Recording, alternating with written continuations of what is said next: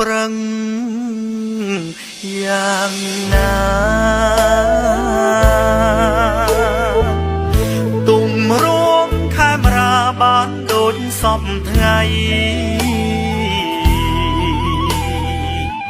ពលិកម្មជីវិតបដូរយកផែនដីមិនស្ដាយរូបកាយទោះបីត្រូវខ្សែក៏មិនរួញរីតស៊ូលះបង់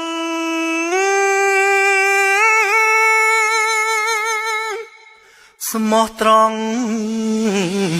នឹងជាតិទោះបីត្រូវឃ្លាតឧត្តមភាំងរីដើម្បីសង្គ្រោះរំដោះប្រជាផុតពីមរណាធ្លាក់ខ្លួនពិការក៏ពុកស៊ូទ្រាំសម្ដេចដែលចូលទ្រាំរេជាតិខ្មែរមិនធ្លាប់ជួបទេសោដារាប់រយឆ្នាំវីរភាពដ៏មុតមមមេដឹកនាំប្រទេសខ្ញុំបញ្ចប់សង្គ្រាមនាំមកនៅសន្តិភាពអ្នកសង្គ្រោះជាតិពិត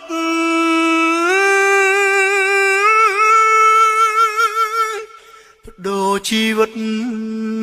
ព្រោះខ្មែរបដិញ្ញា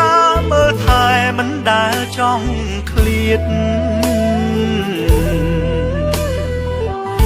រំដោះបានហើយខំអង្គភិវឌ្ឍទៀតស្មោះត្រង់នឹងជាតិបេះដូងពេញព្រៀបដោយមហាគុណធម៌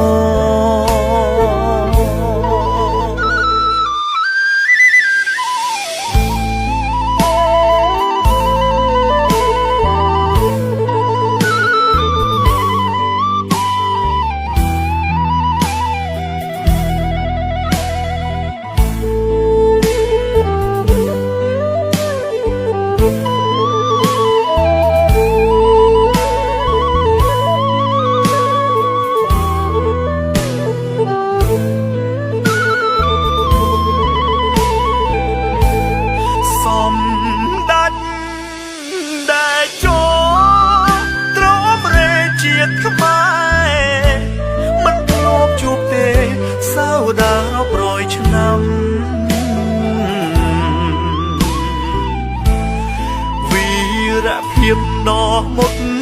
មមមេដឹកនាំប្រទេសខ្ញុំបញ្ចប់សង្គ្រាមនាំមកនៅសន្តិភាពអ្នកសង្គ្រោះជាតិពិត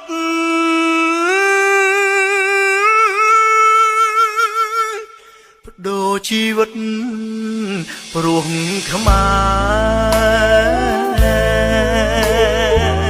បដិញ្ញាមើលថែមិនដែលចង់ឃ្លាតរំដោះបានហើយខំអង្គភិវឌ្ឍទៀតស្មោះត្រង់នឹងជាតិ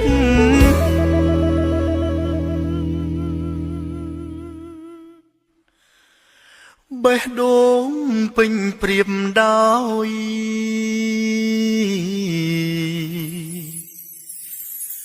មហាគុណធម៌